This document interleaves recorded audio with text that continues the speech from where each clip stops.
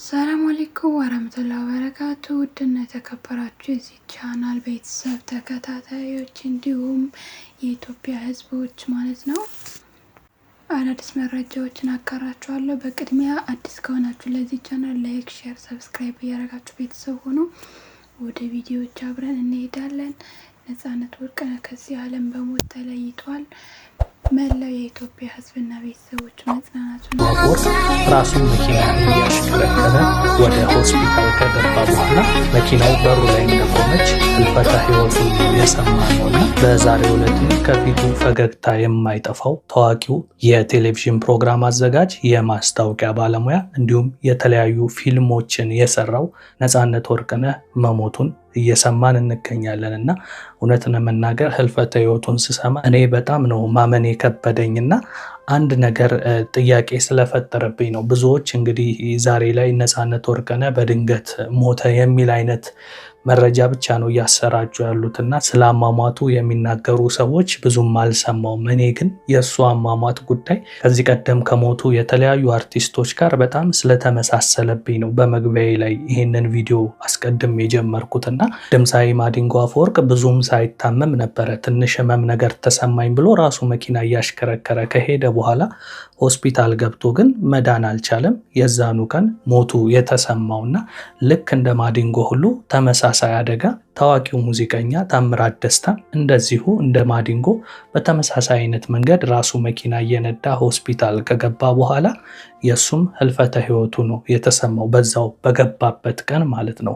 ልክ እንደነሱ ሁሉ ሌላኛው የትግርኛ ታዋቂ ድምፃዊ ሆነው ዳዊት ነጋም እንደዚሁ ድንገት አመመኝ አለ። ሆስፒታል ከገባ በኋላ መውጣት አልቻለም። ታዲያ ስለ ነጻነት ወርቅነህም ድንገተኛ ሞት ተነገረ እንጂ እኔ እስካለኝ መረጃ ድረስ የሰማሁት ነገር ምንድነው?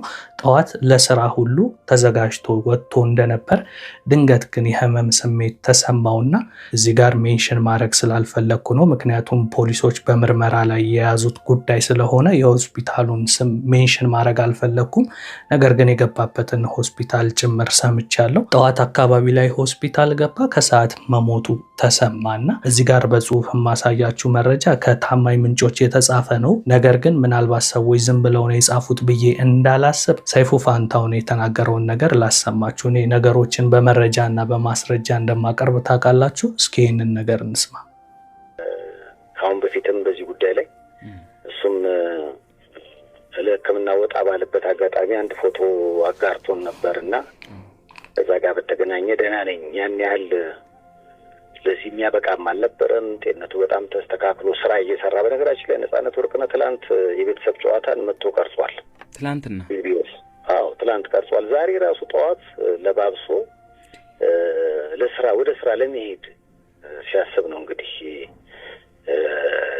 ይሄ ድንገተኛ ህልፈት የተከሰተውና በጣም አስደንጋጭ ቀን ነው። እኔ ምን እንደምል አላውቅም። በጣም ነው ያዘንኩት። ያው መረጃ መስጠት ስላለብኝ እዛው ለቅሶ ቤት ሆኜ ነው የደወልከውና እንግዲህ ሰማችሁ አይደለ? ትላንትና ሁሉ በኢቢኤስ የሚተላለፈውን የቤተሰብ ጨዋታ ፕሮግራም ቀረጻ ሁሉ አካሂዶ ነበር ማለት ነው።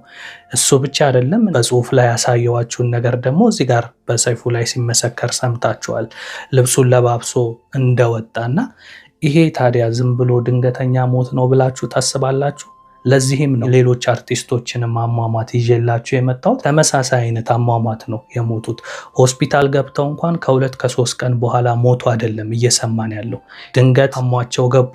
ከዛ በኋላ በገቡበት በሰዓታት ውስጥ እንደሞቱ ነው የሰማ ነው። እና እንዲህ ያለው አይነት ተመሳሳይ አሟሟት ለእኔ ዝም ብሎ አይነት አሟሟት መስሎ አይታየኝም። ይሄ እንደ ግሌ ነው።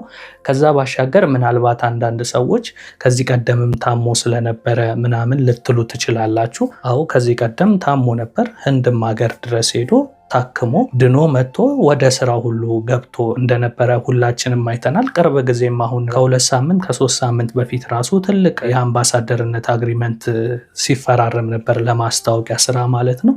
ከዛ ባሻገር ሌላውን ተዉትና ትላንትና ቀረጻ ላይ ነበረ ማለት ቀረጻ እንድትሰሩ የሚያስደርጋችሁ አይነት ፐርፎርማንስ ላይ ከነበራችሁ አልታመማችሁም፣ ወይም ደግሞ ከባድ ህመም ላይ አልነበራችሁም፣ እንቅስቃሴ ላይ ነበራችሁ። ከዛም ቀደም ባሉ ቀናቶች በተለያዩ እንቅስቃሴዎች ላይ እንደነበረ ነው።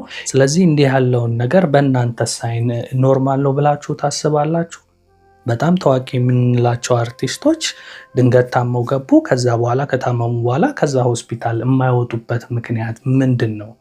እኔ በጣም ጥያቄ ስለፈጠረብኝ ነው። ከዛ ባሻገር አንድ በጣም ያስደነገጠኝም ነገር በፌስቡክ ፔጅ ላይ ሲሰራጭ ተመለከትኩና ብዙ ሰዎች ይህንን ግለሰብ ፔጁ ላይ ገብተህ ይኸው አሉኝና የጻፈውን ነገር ተመለከትኩት።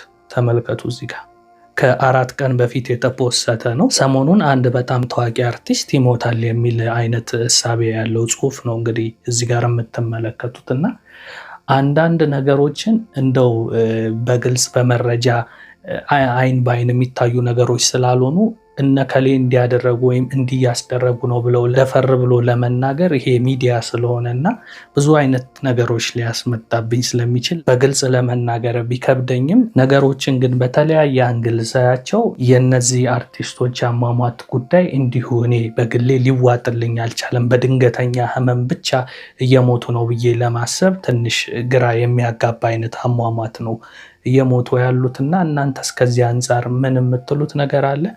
ለማንኛውም እንግዲህ እስኪ ከሰሞኑን ደግሞ ወይ ፖሊስም የሚያወጣው መረጃ ካለ ከሕክምና ስህተት ጋር ከሆነ እንሰማለን። ነገር ግን ከዚህ ቀደም የሞቱት አርቲስቶችን መነሻ አድርገን ግን ካሰብን የአብዛኞቹ ተደባብሶ እንደቀረ ነው የሰማነው። በቃ ሞቱ አይነት እንጂ በዚህ ምክንያት ሞቱ የሚል ነገር እኔ በግሌ የሰማሁት ነገር የለም። እናንተ ሰምታችሁ ከሆነ ትነግሩኛላችሁ። ለማንኛውም ለነፃነት ወርቅነህ አድናቂዎች፣ ቤተሰቦች፣ ወዳጅ ዘመዶች መጽናናትን እመኛለሁ። ነፍሱን በአጸደ ገነት ያኑረው እያልኩ ከሱ ጉዳይ ጋር በተያያዘ ባለኝ መረጃ የቀብር ስነስርዓቱ እሁድ እንደሚፈጸም ነው የሰማሁት። ከዛ ባሻገር እስከ ጥቂት ሰዓታት ድረስ ባለቤቱ እንኳን እንዳልሰማች በአንድ ላይቭ ላይ ስሰማ ነበረ። የእሷ የቅርብ ጓደኞች እስቲ በአይን እየተከታተሏት እንደነበረ አንድ ላይቭ ላይ ሰምቻለሁ። እስኪ እሱን መረጃ ላሰማችሁና የመጨረሻ ሀሳቤን አንስቼ ቪዲዮውን እቋጨዋለሁ። እስኪ ይችን ነገር እንስማት። ነው መቼ ነው የሞተው? የሞተው ዛሬ ነው ጠዋት ሆስፒታል ድንገት ሆዴን ብሎ ሄዶ እዛው አረፈ። ግን አሁን ባይወራ ሶሻል ሚዲያ ላይ አንዴ እስከምትሰማ ቢያንስ እስከሚነጋኛ ከዚህ ሶሻል ሚዲያ ተጠቃሚ ስለሆነች እንዳትሰማኝ ነው። ለልጆቹ ታዳጊ ልጆች ናቸው ያሉት። አንዴ እስከምትሰማ ማለት ነው። በሰው ሀገር ታውቂዋለሽ። ሚስቱ ሳትሰማ እንዴት ሚዲያ ላይ ተፖሰተ ሞተ ተብሎ? ያው ታውቂ የለ ኢትዮጵያ ነገር ሰው ሲሞት ሮጠው ነው ነው። ገና አሁን አልነጋም። እኛ ጋር አሳስ ነው እየጠበቅናት ነው። ብቻዋን ነው የምትኖረው። የሴት ወንድ ሆና ልጆቿን ያሳደገችው እና አይ ዶንት ኖ እንዴት እንደምንነግር ሶሻል ሚዲያ ላይ አሁን እንደዚህ እየገባን ቢያንስ ነው እንዳትሰማ እያደረግን ነው። ጉርሻ ፔጅ ፖስቶታል ነፃነት እንደሞተ ነው ያ ፖስቶት። እንዴት አላየችውም ታዲያ? እስካሁን ድረስ አላየችውም። እያየናት ነው ስልኳ ምናምን እንትን እንዳትል። በጣም ነው የሚያሳዝነው። ባስኬት ሬሳው መቼ ነው ሀገሩ የሚላከው?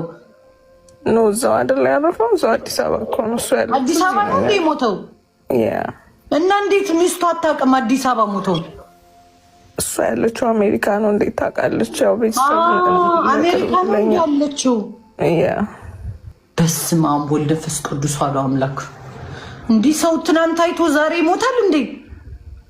እና እንዴት ነው እርዳታ ምናምን አለው? እንደዚህ ምንድን ነው የሚደረገው? አሁን ገና ተሰባስበን እየተነጋገርን ነው። ትሄዳለች አትሄድም የሚለውን ነገር ማለት ነው። ልጆቹ ትልልቆች ናቸውና ትምህርት ቤት ናቸው፣ ዩኒቨርሲቲ ምናምን። እንዴት መሆን እንዳለበት ገና እየተነጋገርን ነው።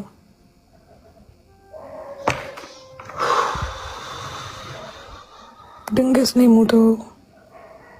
ሆስፒታል አለገባ። ለምንድን ነው አርቲስትና ዘፋኝ ሆዴን ታመምኩ ብለው ሆስፒታል ከገቡ አይወጡም? ሙተው ነው የሚመለሱት። ኢትዮጵያ ሀገር ላይ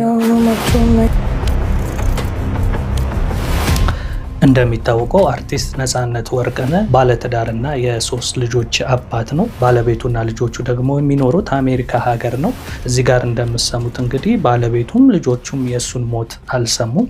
ከነሱ በፊት የሰማነው እንግዲህ እኔና እናንተንን ዘመኑ የቴክኖሎጂ እንደመሆኑና ሶሻል ሚዲያ በጣም ከብዙ ነገሮች የፈጠነ ከመሆኑ የተነሳ የቅርብ ሰው እያለ ቀድሞ የሚሰማው አካል ግን ሌላኛው አካል የሆነበት ዘመን ላይ ነውና ከዚህ አንጻር እሱ ለሞት የሚዳርግ ነገር ላይ እንዳልነበረ እዚህ ጋር በምንሰማው መረጃ መስማት እንችላለን። በጣም በጠና ታሞ ሆስፒታልም የገባ ሰው እንዳልነበረ መግቢያም ላይ እነ ሰይፉንም እንዳሰማችሁ እሱም ዛሬ ጠዋት ሁሉ ወደ ስራ ሊሄድ የነበረ ሰው ነውና ከዚህ አንጻር ነው እንግዲህ የሞቱ ሂደት እንደዚሁ ኖርማል አሟሟት ነው ብዬ ለመቀበል ራሱ እየከበደኝ ያለውና እኔው ሁሉንም ያውቅ እንግዲህ ፈጣሪ ነው። ፈጣሪ እውነቱን ያውጣ እያልኩ ለጊዜው ያስኩትን መረጃ በዚህ ይጓጫለሁ። መልካም ጊዜ። ሰበር መረጃን እነሆኝ። አርቲስት ነጻነት ወርቅነህ እንደሚሞት እኔ በህልሜ አይቼ ነበር ብላ ፋና እንዳለ እንግዲህ ይህንን ፖስት አድርገው ነበር። እንዲህ የሚል ፖስት ሰሞኑን አንድ ታዋቂ አርቲስት ይሞታል ብላ እንግዲህ በፌስቡክ አካውንቷ አጋርታ ነበር። እኔ ሙሉ መረጃውን ላደርሳችሁ። ቤቱን ፎሎ አድርጉ፣ ላይክ፣ ሼር አድርጉ ማለት ነው። አንዱ ጠራውና ይዞት ወጣ። በፈረንሳይ የምትኖሯ ፋና እንዳለ ከ5 ቀን በፊት ያየችው አስገራሚ ህልምና የአርቲስት ነጻነት ወርቅነህ ማለፍ ዛሬ በመላው ኢትዮጵያውያን ዘንድ ታላቅ የሀዘን ቀን ሆኖ ውሏል። በብዙዎቻችን ልብ ውስጥ ትልቅ ቦታ ያለው አርቲስት ነጻነት ወርቅነህ በድንገት ከዚህ ዓለም በሞት መለየቱ መርዶ ሆኖብን ውሏል። ይሁን እንጂ ከዚህ መርዶ ጀርባ አንድ ብዙዎችን ግራ ያጋባና እያነጋገረ ያለ አጋጣሚ አለ። በፈረንሳይ የምትኖሯ በፌስቡክ ንቁ ተሳትፎ የምታደርጓ ፋና እንዳለ የዛሬ 5 ቀን አንድ ታዋቂ ሰው ይሞታል የሚል ፖስት አድርጋ ነበር። ጉርሻዎች ከፋና ጋር ያለንን ቅርርብ በመጠቀም እንዴት እንዲህ ያለን ነገር ልትፖስች ይቻልሽ ብለን ጠይቀናት የነበረ ሲሆን የሰጠችን ምላሽ አሁን ለተከሰተው ነገር ትልቅ ጥቆማ ነበር። ፋና ያየችውን ህልም እንዲህ ስትል ገልጻልን ነበር። ሌሊት ነው፣ ሰዓቱን አላውቅም። የሆነ የታዋቂ ሰዎች ሴሌብሪቲ የተሰበሰቡበት ትልቅ አዳራሽ ውስጥ ገባው። በሩ ላይ አንድ ሰው ብቅ አለና ብቅ ብሎም እንዲህ አለኝ። በድንገት አንዱ መጣና ያንን ሰው ጠርቶ ይዞት ወጣ።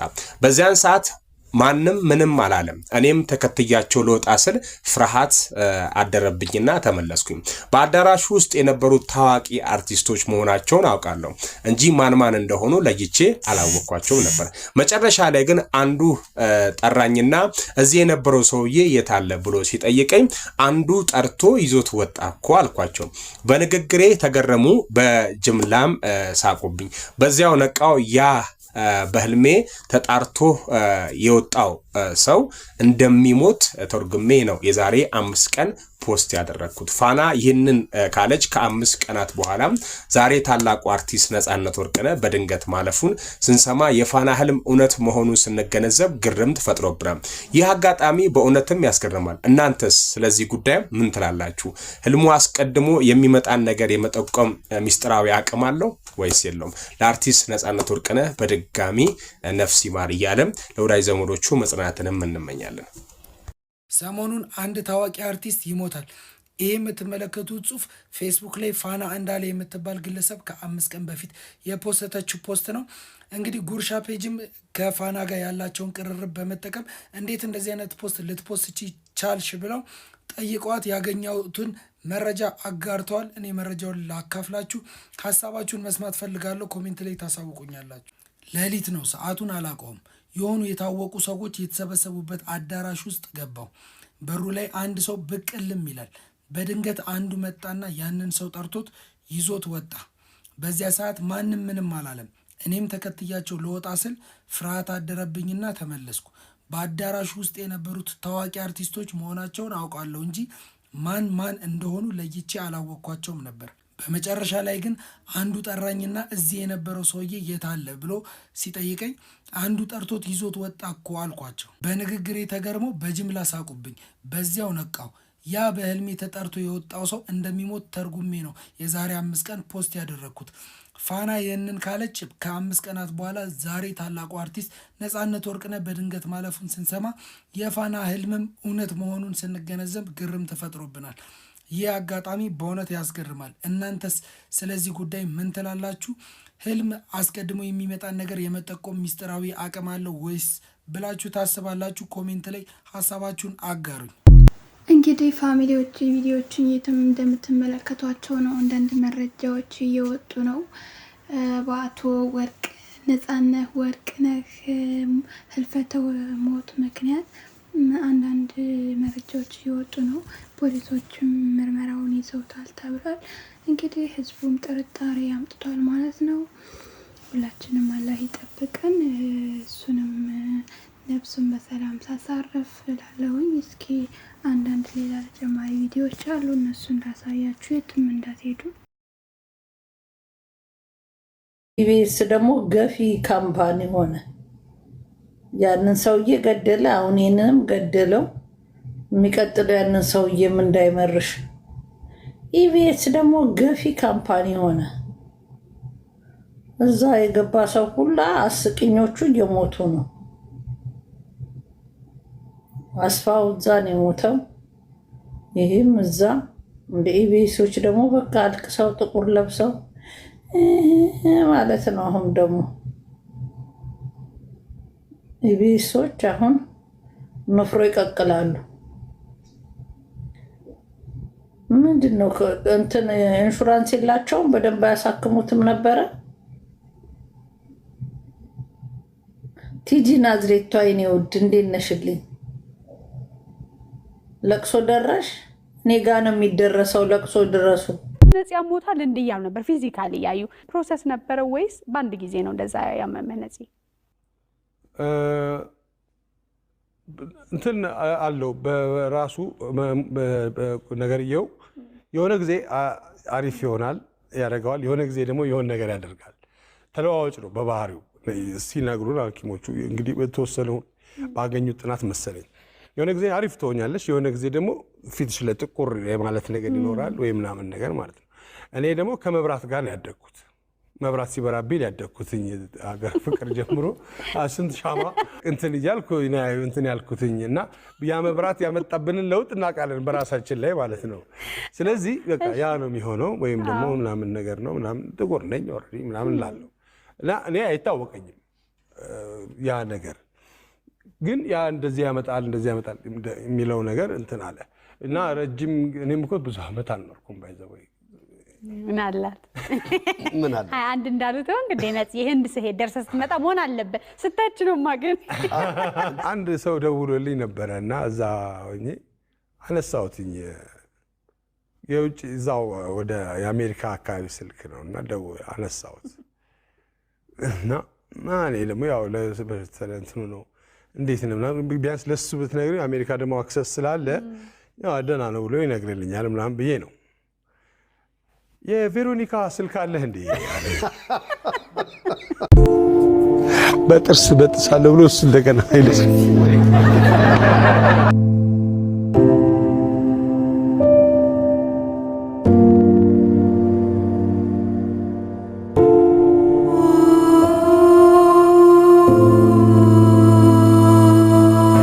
በጣም ጠቁሯል፣ ከሰል የመሰለው በዛ ላይ በጣም ሰውነቱ ተቀያይሯ በቃ አጠቃላይ ፊዚካሊ እንደዛ ሆኖ ሰርቷል። ገባችሁ? ስለዚህ ቀጣይ ማን ያለው በቃ ቀጣይ ማን ያለው? ብዙ የታመሙ አሉ፣ ብዙ የምናውቃቸው አሉ። መናገር ግን አይቻልም። እከሌ ታሟል፣ እከሌ እንደዚህ ነው መታከም አለበት፣ እከሌ ሱስ ውስጥ አለ፣ እከሌ መጠጥ ላይ አለ፣ እከሌ እንዲህ ነው መጥፎ ሁኔታ ውስጥ ነው ያለው። ምን ወዳችሁ እነሱን መጥቶ ሰው ካልተናገረ ከሞቱ በኋላ እንዲህ ነው ብትል ምን ይጣ። በሁለተኛው ቀን ተመለስኩኝ። መስራት ስላልቻልኩኝ አንፈልግም አሉኝ። በምን? በድምጼ ምክንያት ድምጼ ችግር ስለፈጠረ ሰው ሊረዳኝ አልቻለማ። ሰው የሚያስበው ጀነትና ጀሃነም በእነሱ እጅ፣ እነሱ እንደፈለጉ ጀነት ሊያስገቡ፣ እነሱ እንደፈለጉ ገሃነም ሊያስገቡ። አይገርማችሁም? ግን ተፈጥሮ በእኛ ላይ አንዳንድ ጊዜ ትልቅ ችግር ሊፈጥርብን እንደሚችል እዚህ ጋር ተመልከቷቸው። በዛ ጋር ያለችው ሴት ናት፣ ድምጿ ግን እንደ ወንድ ነው። እዚህ ጋር ያለው ደግሞ ወንድ ነው፣ ድምፁ ግን እንደ ሴት ነው። እነሱ ፈልገው ባላመጡት ነገር ግን ደግሞ በተፈጥሮ በታደሉት ነገር በህዝቡ ዘንድ ወይም ደግሞ በማህበራዊ ህይወታቸው ላይ ግን ትልቅ ቀውስ ያመጣባቸው ሰዎች ናቸው። በዛ ጋር ያለችው አረብ ሀገር ነው የምትኖረው። ሰሞኑን በጣም ከባድ ችግር ውስጥ ነበረች። ስራ አግኝታ ልትቀጠር በምትሄድ ሰዓት ግን ድምጿንና አካላዊ ሁኔታዋን ሲያዩ በቃ ሴት ናት ብለው ለማመን ስለሚከብዳቸው የሚቀጥራት አጣ ከባድ ችግር ውስጥ ሆና እርዳታ ሁሉ ስትጠይቅ የነበረች ልጅ ናት። ይሄኛው ደግሞ ኢትዮጵያ ነው የሚኖረው። በድምፁ ምክንያት ብቻ ሰዎች ሌላ ነገር ነው ብለው ስለሚያስቡ የሚቀር ሰው የለም። ጓደኛ ዘመድ አዝማድ የሚባለው ነገር የሸሸውና አብዛኛውን ጊዜ ብቻውን የሚሆን ሰው ነውና የሚረዳው ያጣ ሰው ነውና እውነት ለመናገር እኔ ራሱ ድምጻቸውን ስሰማ እንዴ ይሄ ነገር ፊልተር ነው ቅንብር ነው ብዬ ነበር። ነገር ግን እውነት መሆኑን ፔጃቸው ውስጥም ገብቼ ያየው ያለፈ ሂስትሪያቸውንም እንዲሁም ደግሞ የነሱን ቪዲዮ ስመለከት እንዲህ አይነት ነገር በተፈጥሮም እንደሚከሰት ሰምቻለሁ። ለማንኛውም እስኪ ድምጻቸውን ላሰማችሁና እናንተም ስሰሟችሁ የተሰማችሁን ሐሳብ ከስር ጻፉልኝ። ይህን ቪዲዮ እንመልከት። ጎንደር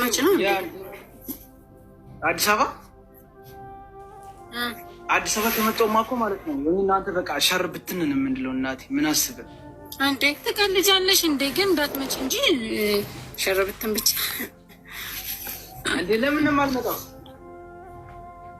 እዚህ አንቺ ደግሞ ምን ትሰሪያለሽ አሁን ኢትዮጵያ? እውነቴን እኮ ነው። ቁም ነገር እንመጣለን ምናምን አለ አይደለ? በቃ አብረን ብንኖር ደግሞ ያበደ ነው የሚሆነው።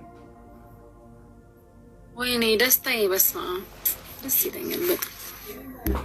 እና ጀለሶች እንዴት ናቸው?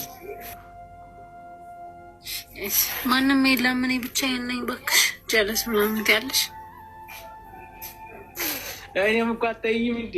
ብቻዬን ነው ያለሁት። እውነቴን ነው የምልህ። ትናንትና ምናምን ደውለልኝ ነበር አይደለ? ስዞር ደከመኝ፣ መጥቼ ዘጋለሁ። ከዛ ሌሊት ላይ ምናምን ትንሽቆን ወጣ።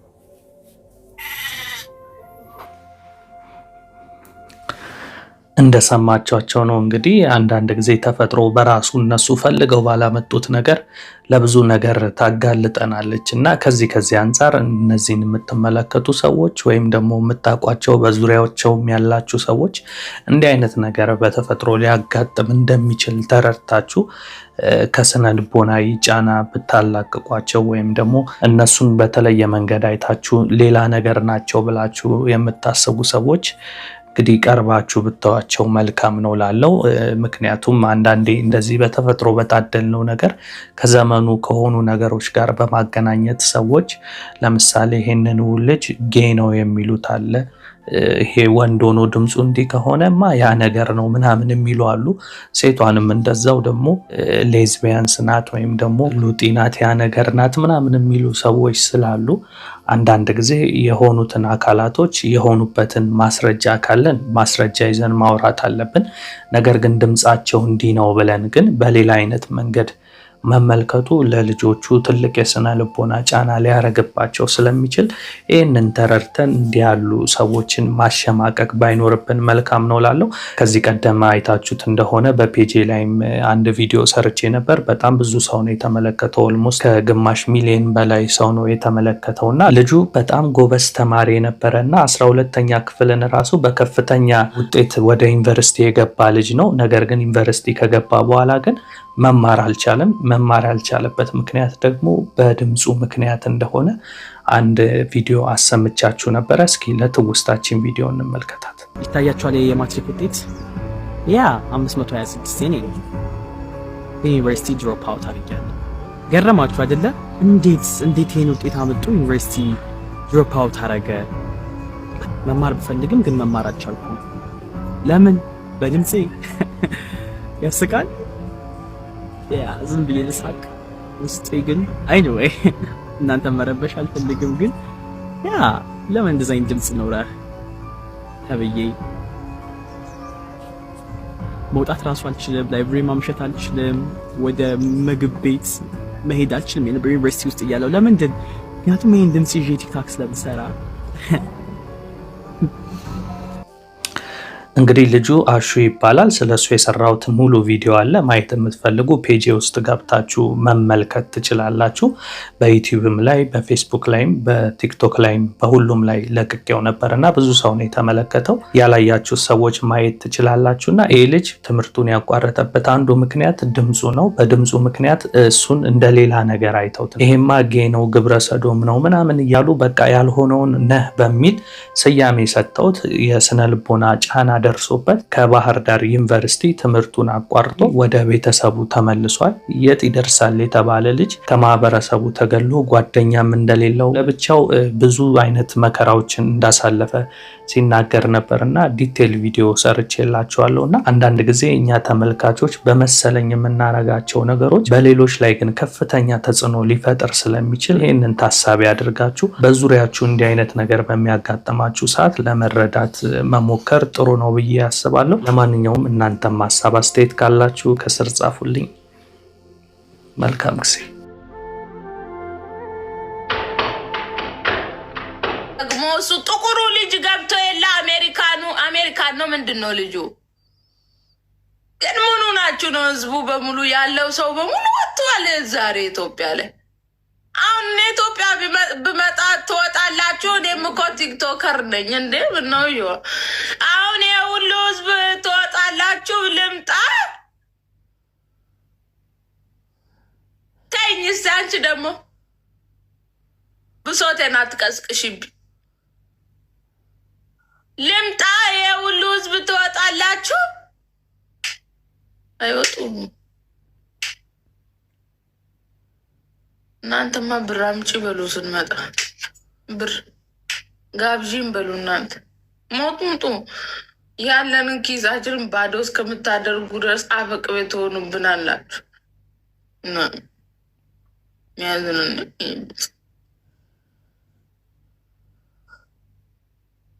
ባልሽን ይዘሽ ቀምጣሽ ልትወስጂው ያቅርብኝ።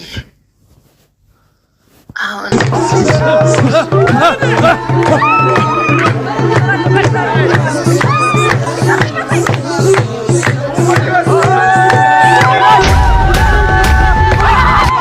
በዓለም አቀፍ ደረጃ እጅግ በጣም ታዋቂ ሆነውና ከፍተኛ ተጽዕኖ ፈጣሪ የሆነው አሜሪካዊው ዩቲዩበር አይሾስፒድ ዛሬ ኢትዮጵያ መግባቱን ሁላችሁም ተመልክታችኋል ብዬ አስባለሁ። ምክንያቱም በዛሬው ዕለት ሶሻል ሚዲያውን በጠቅላላ የተቆጣጠረው ቪዲዮ ቢኖር የአይሾስፒድ ነውና አይሾስፒድ ወደ ኢትዮጵያ መምጣቱ ለኢትዮጵያ ምን አይነት አንድምታ አለው የሚለውን ነገር ደግሞ እኔ የራሴን ምልከታ እነግራችኋለሁ። በነገራችን ላይ አይሾስፒድ ማለት መንግስት ማለት ትችላላችሁ። እንደውም የየትኛውም ሀገር መንግስት የሱን ያህል ተጽዕኖ ፈጣሪ ሊሆን አይችልም። ይሄንንም እላችሁ ለምሳሌ አብይ አህመድ የኢትዮጵያ መንግስት ነው። የሆነ ነገር ቢናገር የሆነ ነገር አድርጉ ቢል ከኛ ሀገር ውጪ ያለ አካል ሊሰማው አይችልም። ምክንያቱም ኢትዮጵያን ነው የሚያስተዳድረው፣ እኛንን ልንሰማው የምንችለው። ያም ደግሞ እንደየራሳችን ሁኔታ መንግስትን የሚደግፍ ይኖራል፣ መንግስትን የማይደግፍ ይኖራል። የምናየውና የምንሰማው ነገር ምናልባትም እንደ ግዴታ ሆኖብን ሊሆን ይችላል የምንመለከተው። ስለዚህ ውስንነቱ ከሀገራችን ያለፈ አይሆንም ማለት ነው የአብይ ንግግር። ልክ እንደዛው ሁሉ በተለያዩ ዓለማት ላይ የሚገኙ ታላላቅ መንግስታት እንኳን የሚናገሩት ንግግር ወይም የሚያስተላልፉት መልእክት በራሳቸው ዜጎች የታጠረ ወይም ደግሞ ስለነዛ ሀገራት የሚከታተሉ አካላቶች ብቻ ሊሰሙት የሚችሉት አይነት ስፒች ነው ሊናገሩ የሚችሉት። የዚህ ሰው ቪዲዮ ግን ዓለም አቀፋዊ ይዘት ያለው ነው። በቃ አይሾስፒድን በመላው ዓለም የማያውቀው ሰው የለም። አይሾስፒድ ምን ያህል ተጽዕኖ ፈጣሪ መሆኑን የምታውቁት ቻይና ዓለም ላይ ካሉ ሀያል ሀገራት ከሚባሉት ቀዳሚውን ትይዛለች። ምናልባት ዓለም ላይ ቻይናን የማያውቃት ሀገር አለ ብዬ አላስብም። ነገር ግን ራሱ የቻይና መንግስት አይሾስፒድ ሀገራችን መጥቶ ከሄደ በኋላ በፊት ከነበረን በላይ የበለጠ ሀገራችንን አስተዋውቀውልናል ብሎ የቻይና መንግስት ራሱ ምስካሪነት የሰጠው ግለሰብ ነውና ምን ልላችሁ ነው፣ ከመንግስት በላይ ትልቅ ተጽዕኖ ፈጣሪ የሆነ የሚገርም ሰው ነውና ይህንንም አስመልክቶ ይመስለኛል የእኛም መንግስት ለአይሾ ስፒድ ከባድ የሆነ አቀባበል ያደረገለት። ከቤተ መንግስት ጀምሮ እንግዲህ የተለያዩ ቦታዎችን እንዲጎበኝና የተለያዩ አይነት ፕሬዘንቴሽኖች የሚሰጡት ሰዎችንም ቀጥሮለት ነበርና ይህ ሁኔታ ታዲያ ለሀገራችን ምን ያህል ትልቅ ለውጥ ሊፈጥር እንደሚችል መገመት ቀላል ነውና እንደሚታወቀው ኢትዮጵያ በዓለም ላይ የምትታወቅበት በድህነትና በረሃብ ነው ስቲል አንዳንድ ሀገራቶች ላይ እስካሁን ድረስ። እንዲሁም ደግሞ የተለያዩ ዓለማት ላይ ኢትዮጵያ የምትባል ሀገር መኖሯንም የማያውቁ ሰዎች አሉና ታዲያ የአይሾ ስፒድ ኢትዮጵያ መምጣት በዓለም ላይ ኢትዮጵያ የምትባል ሀገር ከማሳወቅም አልፎ እንዲህም አይነት ሀገር አፍሪካ ውስጥ አለ እንዲባል ያደርጋል። ይሄ ደግሞ አይደለም በሌሎች ዘንድ ይቅርና በራሱ ስፒድ እንኳን ኢትዮጵያን የገለጸበትን መንገድ እዚህ ጋር ተመልከቱ። Ethiopia has, I think it's like, bro, it's one of the biggest cities ever, bro. It took me 1 hour just to get to it took me 1 hour and 30 minutes just to get to my hotel. That's how big this city is, bro. And all beautiful, bro. Holy crap, bro. Ethiopia is so beautiful. Holy Yo, y'all see this? ውብ ሀገር ናት እንዴ ነው ያለው። በቃ ማመን ሁሉ አልቻለም ማለት ነው። በጣም ነው የተደመመውና ሌሎች ዓለማት ደግሞ ይሄንን ሲያዩ ምን አይነት ስሜት ሊሰማቸው እንደሚችል እንግዲህ ገምቱ። በነገራችን ላይ እኛ ውስጥ እርስ በራስ እንባላለን እንጂ በሀገራችን ጉዳይ ምን ያህል አንድነት እንዳለንም ራሱ ላይቭ ላይ የነበረውን ኮሜንቶች መመልከት ይቻላል። የኢትዮጵያ ባንዲራ በማድረግ ነበረ ላይቭን ያጨናነቁትና ሌሎች ዓለማት ይሄንን ኮሜንት ሲመለከቱ ላይቭን ሲመለከቱ ኢትዮጵያ የምትባለውን ሀገር ለማወቅ የበለጠ ጎግል ላይ በዛሬው ዕለት ኢን ሚሊየንስ ነው ሰርች ስትደረግ የነበረው ኢትዮጵያና ይህ ቪዲዮ ደግሞ በመላው ዓለም ተደራሽ እንደመሆኑ መጠን ለኢትዮጵያ ቱሪዝም የሚያመጣውንም አንድምታ በዚህ አጋጣሚ ማወቅ ይቻላልና በጣም ነው የአይሾ ስፒድ እንግዲህ በካልቸራችን በሁሉም ነገራችን የተደመመው። ኢቭን ምግባችንን በጣም ወዶት ሁሉ ጥሬ ስጋ ሁሉ ሲበላ ነበርና እንዴት ነው እንዲህ አይነት ምግብ እስከዛሬ ያልበላሁት ቆጭቶኛል ሲል ነበር። ያው በስተመጨረሻ በልቶ የማያውቀው ነገርና ሆዱ ያለመደው ከመሆኑ የተነሳ ምንም እንኳን ቢጣፍጠው ሆዱን ግን ታሞ ነበር እዚህ ቪዲዮ ላይ እንደምትመለከቱት እና ያው ቶይሌት ምናምን ሲል ነበረ። በቃ እሱ እንደዛም ታሞ እንኳን ላይቭን ማቋረጥ አልፈለገም ነበረ። የእሱ ጋርዶች ግን ትንሽ ተረጋጋ ምናምን ረፍት ያስፈልግሃል ምናምን ብለውት እንግዲህ ሬስትሩምም ሄዶ ከተረጋጋ በኋላ ምሽት ላይም እንደገና አዲስ አበባን ሲያስጎበኝ ነው የነበረው። በአጠቃላይ አዲስ አበባ የነበረውን ውሎ እጅግ በጣም ነው የወደደው። ከዛ ባሻገር ደግሞ አዶናይም ትልቅ አስተዋጽኦ አድርጓል። በተለይ ለኢትዮጵያዊ አይሾ ስፒድ አጠገቡ ሆኖ ቃል በቃል ሲያስተረጉምለት ነበረ። ያው ትንሽ የቋንቋ ችግር ስለነበረበት ኢትዮጵያዊ አይሾ ስፒድ ሌላኛው አይሾ ስፒድን የሚመስለው ግለሰብ በደንብ ቋንቋ በማወቁ የተነሳ አይሾ ስፒድ የሱን ሀገር በሚጎበኝበት ሰዓት የነበረውን ቅልጥፍና ተመልክቶ ወደዚህ ወደ ኢትዮጵያ በሚመጣበት ሰዓት የኛውን ይዞት ነው የመጣውና እንግዲህ የኛውንም ሀገር ሲመለከተው ወንድሜ የት ነበር የጠፋው ብሎ ሁሉ ሲናገረው ነበረ። ግን የኛ ሀገር አይሾ ስፒድ ያን ያህል ቋንቋ ችግር ስለነበረበት ሐሳቡን በደንብ መግለጽ አልቻለም። ነገር ግን አዶናይ እጅግ በጣም ትሁትና ቅን ልብ እንዳለው በዛሬው ዕለት ያስመሰከረበት ቪዲዮ ጭምር ነው። ከዚህ በፊትም በተለያዩ ቅን ስራዎቹ እናውቀዋለን። የዛሬ ተግባሩ ግን እጅግ የሚገርም ነበረ። ምክንያቱም ብዙ ሰዎች አይሾ ስፒድን ሲያገኙ የራሳቸውን ቻንስ እንጂ መጠቀም የሚፈልጉት የራሳቸውን ቻንስ ለሌሎች አሳልፈው መስጠት ብቻ ሳይሆን ለዛ ሰው እንዲያልፍለት ከልቡ ከመመኘት የተነሳ በቅንነት በዚህ አይነት መንገድ ጥረት ሲያደርግ ማየት በጣም የሚገርም ነው። Looking up to you for years, man. People have been making fun of him for doing your things. This guy is free. He's fire. He's got the dog in him, man. Can you give him a chance, bro? አዶናይ ኢትዮጵያ ውስጥ ካሉ ተጽዕኖ ፈጣሪዎች በአሁኑ ሰዓት ቀዳሚው ነውና እኔ በጣም ታዋቂ ግለሰብ ነኝ ምናምን ብሎ ስለራሱ ኤክስፕሌን ከማድረግ ይልቅ ይሄ ሰው አንተን ለማግኘት በጣም ብዙ አመታትን ሲለፋ የነበረ ሰው ነው፣ በጣም ነው የሚወድህ ምናምን እያለ የበለጠ ኤክስፕሌን ሲያደርግለትና አይሾ ስፒድ የሚናገረውን ነገር ደግሞ ቃል በቃል እየተረጎመ ይሄ ልጅ እንዲረዳውና የበለጠ ልክ እንደዚህኛው እድል እንደሰጠው ሁሉ ኢትዮጵያዊ አይሾስፒድም እድል እንዲሰጠው አዶናይ ያደረገው ጥረት እጅግ በጣም የሚገርምና ምን ያህል ቀና ሰው እንደሆነ ያሳየበት መንገድ ነበረ በዛሬው ዕለት። በአጠቃላይ አይሾስፒድ በዛሬው ዕለት የነበረው ቆይታ እጅግ በጣም የሚገርም ነበረ። ከዛ ባለፈ ደግሞ እንደሚታወቀው አፍሪካ ላይ እንደ ኢትዮጵያ ቆንጆ የለም ነው የሚባለው። እንደውም ዓለም ላይ ሁሉ እንደ ኢትዮጵያ አይነት ቆንጆ የለም ይባላል። ከለራችን ለየት ያለ ነው። እንዲህ ስል የራሴ ራሱ ቁንጅና እዚህ ላይ የታየኝ እኮ በቃ ለካ ኢትዮጵያዊ መሆን እንዴት እንደሚያኮራ በዛሬው ዕለት ተመልክቻለሁ። ምክንያቱም የተለያዩ አፍሪካ ሀገራትን እንግዲህ ከዚህ ቀደም ሲጎበኝ የተለያዩ ሱፐር ሞዴሎችን ሲመለከት ነበረ። ነገር ግን እንደ ኢትዮጵያዊቷ ሀሴት ግን ቦታ ሰጥቶ ያወራው ሰው የለም። እንደውም ሌሎች ሀገራት ላይ ኬንያም ሆነ ሌሎች አፍሪካ ሀገራት ላይ አይታችሁ ከሆነ ሱፐር ሞዴሎቹን እንኳን እንዳላየ ሁሉ ሲያልፍ ነበረ። ግን ሀሴትን ሲመለከት ግን ሙክክ ነው ያለው። በቃ ልቡ ትርትር ነው ያለው። ሲናገር ሁሉ ነበረ በጣም ሾክድ ከመሆኑ የተነሳ ዴት ሁሉ አድርጎ ነበረ። ምሽት ራት ላይ ሁሉ ካልጋበዝኩሽ ብሎ እና ፊቱ ላይ ሁሉ ያስታውቅበት ነበረ ምን ያህል እንደወደዳት እና ኢቭን ከሷ ጋር አብሮ ቁጭ ብሎ ሁሉ የሱ ጠባቂ ሁሉ ተከይፎባት መጥቶ ዴት እያረጋ አይሾስፒድ አብሬያት ፎቶ ካልተነሳው አይነት ሲል እዚህ ጋር ተመልከቱት ጋርዱ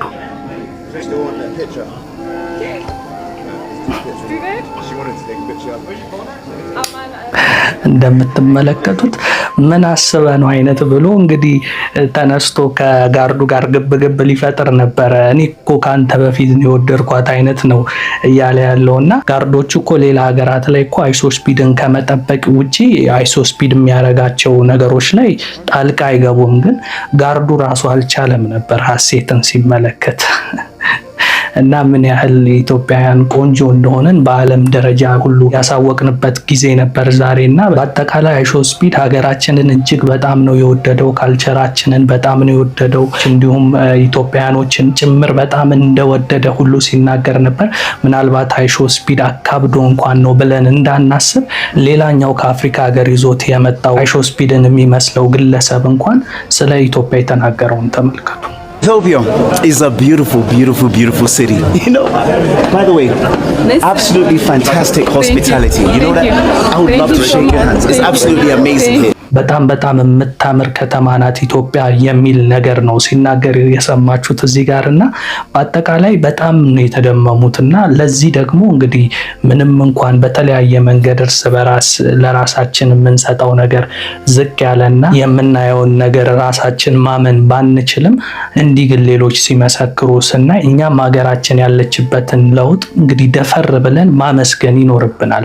ከፖለቲካ ከምናምን ጋር አታያይዙት። በውስጣችን የተለያየ ችግር በፖለቲካም በተለያየ ነገር ቢኖርብንም እኛም አፕሪሼት ማድረግ ይኖርብናል። የገዛ ሀገራችንን ማድነቅ ይኖርብናልና በዚህ አጋጣሚ ጠቅላይ ሚኒስትር ዶክተር አብይ አህመድ በአጭር ጊዜ አዲስ አበባን የቀየረበት መንገድ አሜዚንግ ነው። አይደለም ለሌሎቹ ኢትዮጵያ ውስጥ ላለን እኔ አሁን አዲስ አበባ ነው የምኖረውና በየቀኑ የማየው ነገር አንድ ወር ከሆነ አካባቢ ውዬ ወደ ሆነ አካባቢ ሲሄድ ፎቅ የበቀለ ነው የሚመስላችሁ። መንገዱ ምናምን የሚሰራው ሂደት ኮንስትራክሽኑ ቀላል አይነት ፕሮጀክቶች አይደለም የሚሰሩት። በጣም ትልቅ የሆኑ ፕሮጀክቶች በጣም በአጭር ጊዜ በፊት ላይ 10 ዓመት 5 ዓመት የሚፈጁ ፕሮጀክቶች 1 ዓመት ባልሞላ ጊዜ ውስጥ የሚታዩት ለውጦች በጣም አሜዚንግ ነውና በዚህ አጋጣሚ እንግዲህ ጥሩ ነገር ሲሰራ ማመስገን መልመድ ስላለብን ዶክተር አብይ አህመድ ሀገራችንን እየለወጠበት ያለው በተለይ ከተማችንን እየቀየረበት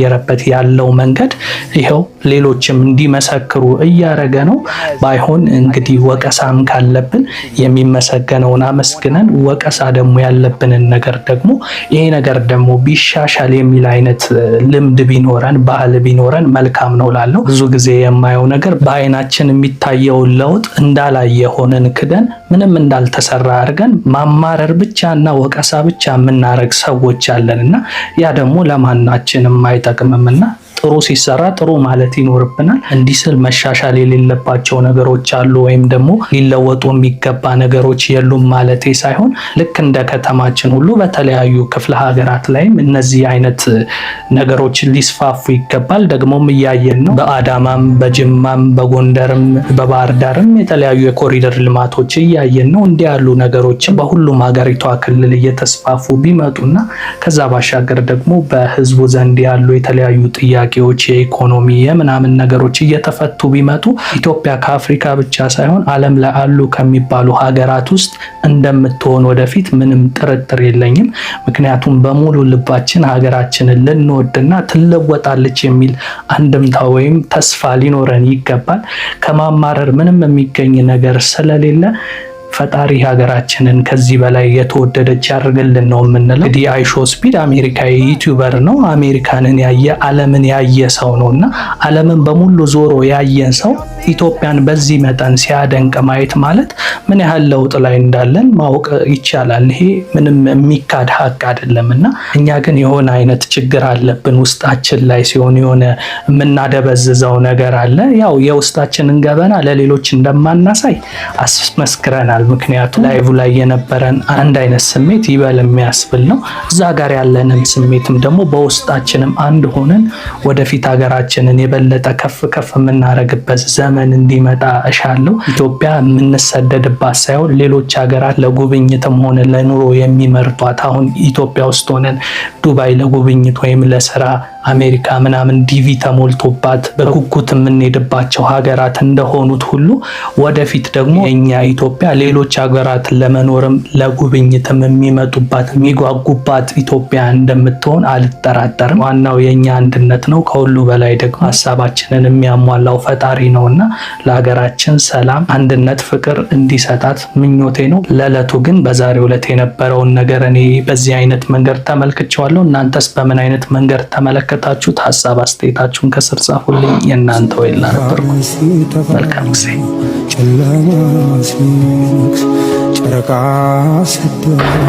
እንደምን አላችሁ ወዳጆቼ? ሀገር ውስጥ የነበረው ሕክምና ጨርሼ ተጨማሪና ዘላቂ ሕክምና ለማድረግ ውጭ ሀገር እገኛለሁ። በሁሉ ነገር ከጎኔ የቆማችሁ መላው የኢትዮጵያ ሕዝብ ሀገር ውስጥም ውጭም ያላችሁ እህት ወንድሞቼ፣ የሃይማኖት አባቶች፣ ከፍተኛ የመንግስት ስራ ኃላፊዎች እንዲሁም ውጭ ሀገር ሄጄ እንድታከም ሙሉ የሕክምና ወጪ የሸፈናችሁ የቅርብ ወዳጆቼና ቤተሰቦቼ፣ በሽኝት ፕሮግራም ዛሬ እዚህ ያልተገኛችሁ ለሕክምና የከፍተኛ ድጋፍ ስታደርጉ ከጎኔ ሆናችሁ ስታስታመሙኝ የነበራችሁ በሙሉ እግዚአብሔር ይስጥልን። እጅግ በጣም ከልብ አመሰግናለሁ። አንድ ነገር አምናለሁ፣ እግዚአብሔር የዚህን ህዝብ እንባ አይቶ ጩኸታችሁን ሰምቶ እኔን እንደሚፈውሰኝ ለምስጋና እንደሚያቆመኝ በእግዚአብሔር ላይ ሙሉ እምነት አለኝ። እግዚአብሔር አሁን ባለሁበት ሆስፒታል ላይ ቀድሞ ገብቶ በሐኪሞች ላይ እሱ ሆኖ እንደሚፈውሰኝ እንደሚያድነኝ አምናለሁ። እግዚአብሔር ከእናንተ ጋር ይሁን። እግዚአብሔር ከኔ ጋር ይሁን። ለምስጋና ያብቃን። አመሰግናለሁ። እንግዲህ ውድ ተመልካቾች ቪዲዮን እንዳያችሁት ይመስላለኝ። በቀጣይ በሌላ አዲስ ቪዲዮ እስከምንገናኝ መልካም ቆይታ። ለታመሙ